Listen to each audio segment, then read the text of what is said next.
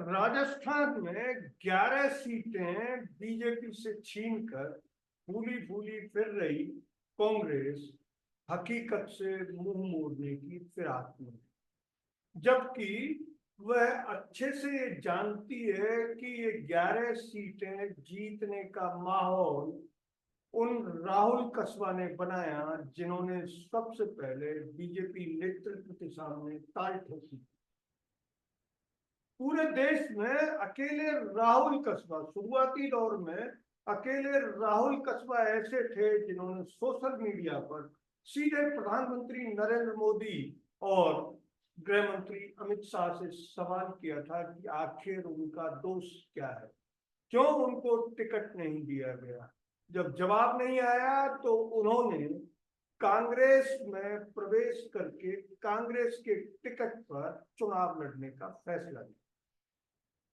कस्बा के फैसले के साथ ही राजस्थान की जाट बेल्ट में एक मैसेज गया और इसी वजह से कांग्रेस जाट बेल्ट की 5 सीटें जीतने में कामयाब।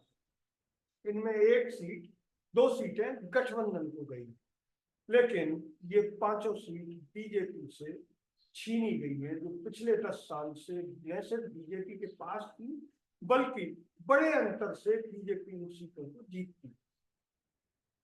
असल में राहुल कसवा को टिकट देकर कांग्रेस ने जब मैदान में उतारा तो पूरे राजस्थान में ये मैसेज गया कि राजपूत जाटों को दरकिनार करना। वैसे भी पूरे देश के राजपूत बीजेपी में दरकिनार किए जाने के आरोपों से आहत थे और उन्होंने उत्तर प्रदेश में भी इसका कमाल देखा। राहुल कसवा ने जब पहली बार ताल ठोकी तो धीरे धीरे ये माहौल बनता चला गया कि उनका टिकट राजेंद्र राठौर जो बीजेपी के बहुत वरिष्ठ नेता हैं उन्होंने कटा। क्योंकि चूरू जाट डोमिनेंट वाला लोकसभा क्षेत्र और वहां राजस्थान का इतिहास जाट राजपूतों की दुश्मनी कुत्ते बिल्ली जैसी होने का पन्ने पलटते ही आपको प्रमाण मिल गया।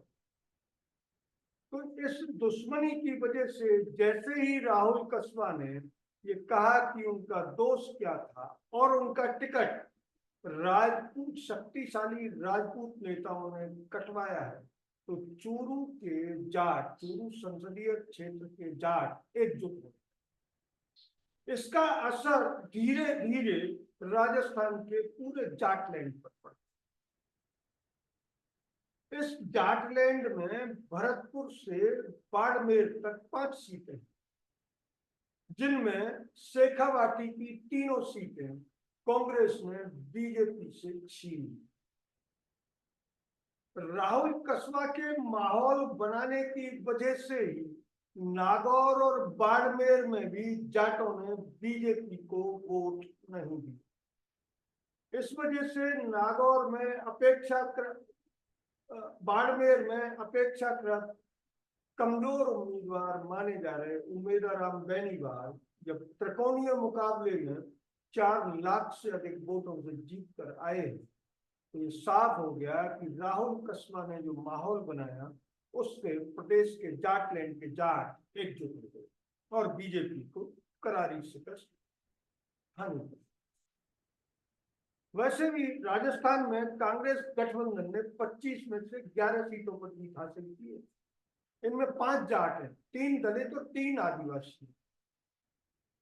अगर दूसरे शब्दों में कहा जाए तो राजस्थान में मोदी का चेहरा कतई नहीं चला। मोदी ने राजस्थान में 17 जगह रैलियां की और बीजेपी इनमें से 11 सीट हारी। यहां तक कि दक्षिण राजस्थान के दलबदलू महेंद्रजीत सिंह मालवीय, जिसे बीजेपी भगवा झंडे में बैंड बाजे के साथ अपनी पार्टी में लाई, उसे भी आदिवासी मतदाताओं ने बुरी तरह से खारिज कर दिया। सबसे रोचक मुकाबला अगर देखें तो जाटलैंड में सबसे रोचक मुकाबला बाड़मेर जैसलमेर सीट पर हुआ, जहां बीजेपी के जाट उम्मीदवार कैलाश चौधरी न केवल तीसरे नंबर पर रहे बल्कि 4000 वोटों से जमानत बचा पाए। मोदी सरकार के कृषि राज्य मंत्री की ऐसी गत उन्हीं के जाट वोटरों ने बनी। राजपूत निर्दलीय रविंद्र सिंह भाटी के यहाँ चला गया क्योंकि जाटलैंड में हवा चल रही थी कि राजपूत जाटों को राजनीतिक रूप से दरकिनार कर। तो राजपूतों में भी एकजुटता आई और वो निर्दलीय रविंद्र सिंह भाटी जो राजपूत हैं और हाल ही विधानसभा में चुनकर आए हैं उनके पक्ष में चले गए। लेकिन जाट, दलित, मेघवाल, मुस्लिम ये कांग्रेस के पक्ष में आ गए और अंततः भाजपा के कृषि राज्य मंत्री, मोदी सरकार के कृषि राज्य मंत्री कैलाश चौधरी को बुरी तरह से पराजित किया।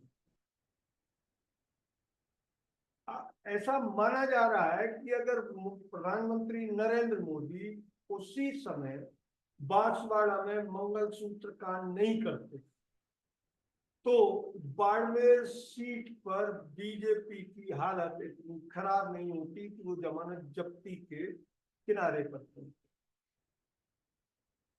चूरू में, विशेषकर चूरू जहां से राहुल कसवा ने कांग्रेस के पक्ष में माहौल बनाया और जाटों को एकजुट किया, वहां ऐसा माना जा रहा है राजनीतिक रूप से और सूत्र बता रहे हैं कि राजेंद्र सिंह राठौर के कहने पर पार्टी ने कसवा को टिकट दी। इसका नतीजा ये हुआ कि पूरा चुनाव राजपूत बनाम जाट। बीजेपी की एक बड़ी गलती उसे पूरे जाटलैंड में भारी पड़ी। इस वजह से सीकर में गठबंधन के उम्मीदवार कामरेड अमराराम और नागौर में हनुमान बेनीवाल अच्छे खासे मतों से जीते और बीजेपी की उन ज्योति मिर्धा को फिर से हार का सामना करना पड़ा जो पिछले चुनाव में भी हनुमान बेनीवाल के हाथों हारी थी और विधानसभा चुनाव में भी वे बुरी तरह से पराजित हुई।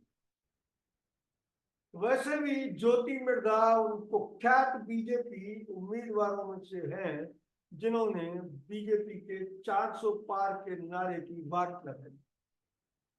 अयोध्या में लल्लू सिंह और राजस्थान में ज्योति मिर्धा ने ये साफ तौर पर स्टेटमेंट दिया था कि 400 पार सीटों की जरूरत इसलिए है कि संविधान बदलना है और इसी संविधान बदलने की धुन ने बीजेपी को न सिर्फ बहुमत से दूर रख दिया बल्कि पूरे अभियान के दौरान प्रधानमंत्री नरेंद्र मोदी को एक मुद्दे पर टिक कर नहीं रहने दिया और वे भारत के इतिहास में पहले ऐसे प्रधानमंत्री बन गए जिन्होंने केयर टेकर प्रधानमंत्री के रूप में देश की 15% आबादी को घुसपैठिया और पता नहीं कैसे कैसे विशेषणों से संबोधित किया।